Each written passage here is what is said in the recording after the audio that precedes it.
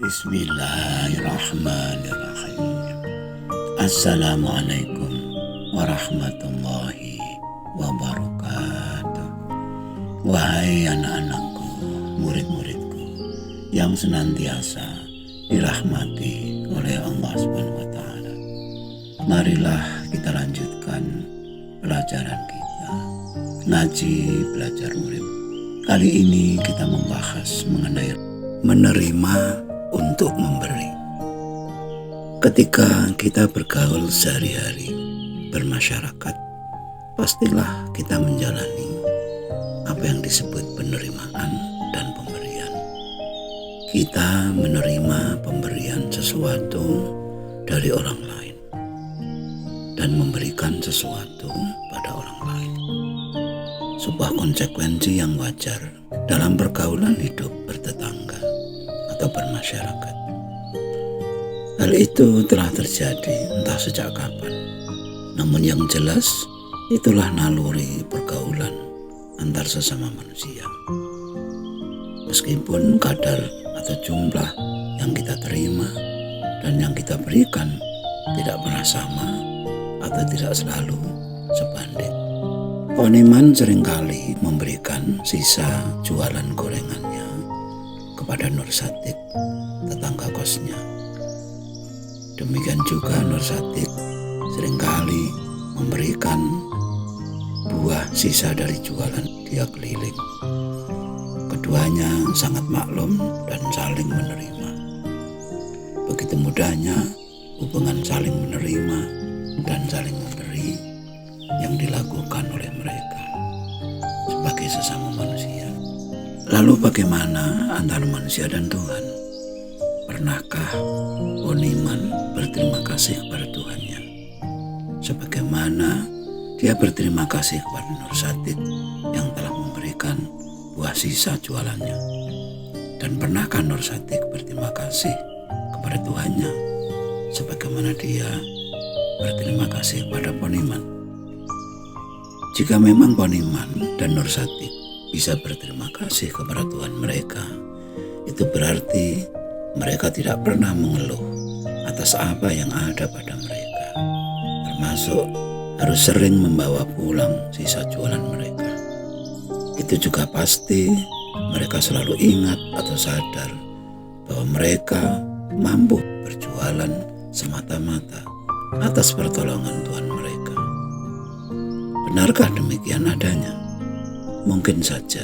Dan jika mereka ternyata tidak pernah berterima kasih pada Tuhan, itu berarti mereka merasa tidak pernah diberi, tidak pernah menerima pemberian, baik itu pemberian hidup, kesempatan, kesehatan, kemampuan, beraktivitas sehari-hari, sebagaimana kebanyakan orang pada umumnya. Bersyukur ketika dagangannya laris dan mengeluh, bahkan mungkin mengumpat manakala dagangannya tidak laku. Bila kita mengacu pada kenyataan kebanyakan orang, sulit rasanya mendapati kenyataan bahwa mereka bersyukur atas keadaan mereka. Sebab hal itu membutuhkan syarat bahwa mereka telah paham akan kehidupan. Sebagaimana kita tahu bahwa menemukan mutiara amatlah sulit, membutuhkan mutiara juga sulit, dan mengerti betapa mahalnya mutiara itu lebih sulit lagi, apalagi mutiara kehidupan. Ciri-ciri dari mereka yang telah menemukan mutiara kehidupan terlihat pada pancaran wajah yang cerah, yang selalu terbebas dari ketakutan dan kekhawatiran. Wahai murid-muridku, anak-anakku, mengapa begitu sulit untuk mengucapkan terima kasih kepada Tuhan? Bukankah Dia itu Maha Pengasih, lagi Maha Penyayang? Apakah karena Tuhan itu tidak kelihatan, tidak kasat mata? Atau apakah karena pemberiannya terlalu banyak dan terlalu besar untuk disadari? Mengapa kita lebih mudah berterima kasih kepada manusia daripada kepada Tuhan? Lalu dari mana kemampuan manusia sehingga bisa memberi? Bisakah orang yang telah mati memberi atau menerima? Bukankah hidup itu pemberian Tuhan? Lalu apa yang harusnya kita berikan kepadanya? Menerima untuk memberi. Demikian kalimat bijak yang seharusnya menjadi pengingat bagi kita bahwa setiap kali kita mampu memberi, pastilah kita telah menerima terlebih dahulu. Setiap kita mampu memberi, pasti ada yang kita berikan. Kita mestinya sadar bahwa di dalam apa yang kita terima, di situ ada amanah untuk memberi. Wa mimma razaqnahum yunfikun, dan mau berbagi terhadap rezeki yang telah kami berikan. Demikian Al-Quran menjelaskan ciri-ciri muttaqin. Percaya terhadap yang gaib, mendirikan sholat, dan selalu berbagi rezeki. Tidak boleh mengambil seluruhnya atas rezeki yang telah kita terima.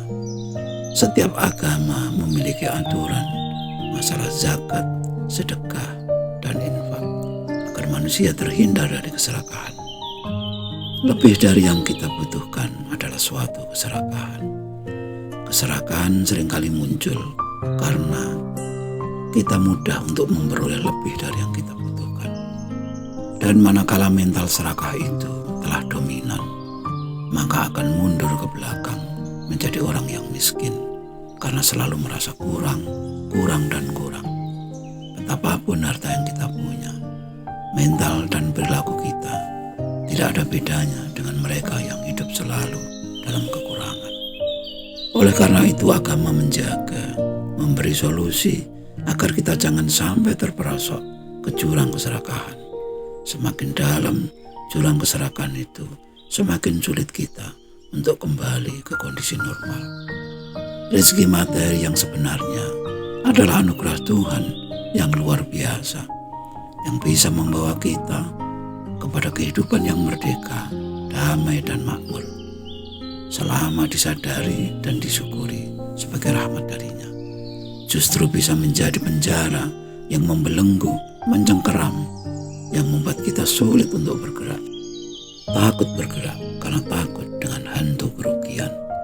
Kerugian harta, berkurangnya harta adalah hantu yang paling menakutkan, yang selalu menakut-nakuti kita selama jiwa kita dijajah oleh nafsu keserakahan.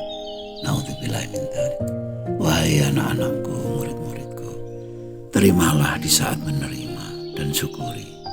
Memberilah di saat mampu memberi dan syukuri.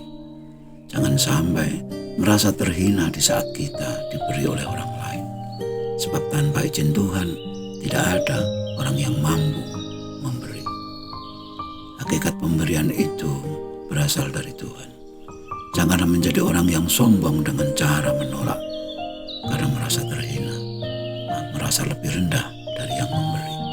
Dan sebaliknya, jangan merasa bangga ketika punya kemampuan menolong, kemampuan memberi pada orang lain.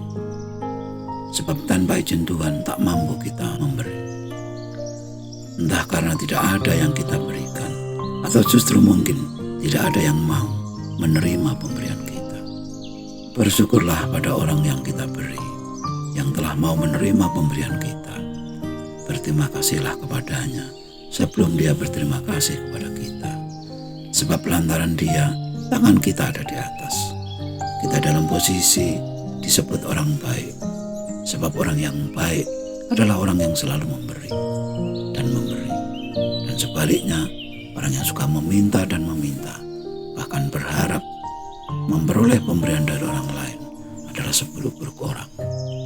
Pesan untuk berbagi atas rezeki yang telah diberikan Tuhan pada kita. Ada suatu kemurahan, suatu keadilan yang luar biasa bagi kita. Sebab bila hal itu dilaksanakan dengan benar, pastilah kita akan menjadi manusia yang selalu bersyukur, dermawan, dan bermartabat, dan akan selalu dihormati orang lain. Sudahkah hal itu kita sadari? Bahwa di balik penerimaan ada amanah untuk memberi. Bahwa setiap kita mampu memberi semata-mata diberi kemampuan untuk memberi. Dan pernahkah kita sangat bersedih manakala sangat ingin memberi, namun tidak ada yang bisa kita berikan. Dan pernahkah kita bersedih? Justru memiliki banyak kemampuan memberi, namun tidak ada kemauan untuk memberi. Lalu, manakah yang lebih membuat kita sedih? Ketidakmampuan kita atau ketidakmauan kita untuk memberi? Sekali lagi, sadarilah, syukurilah bila kita mau dan mampu di saat menerima atau memberi. Sebab dua-duanya adalah atas rahmat pertolongannya. La haula wa la quwata illa billah. Inna lillahi wa inna ilaihi raji'un. Tidak ada kemampuan untuk merasa memiliki. Tidak ada kemampuan untuk merasa mampu. Semuanya atas pertolongannya. Sekian dulu wajangannya yang mohon maaf atas segala kekurangan. Semoga selalu bermanfaat. Dan marilah pada bersama, ya Allah, mudahkanlah jalan pengabdian kami kepadamu. Amin, amin, amin, ya Rabbal Alamin. Wassalamualaikum warahmatullahi wabarakatuh.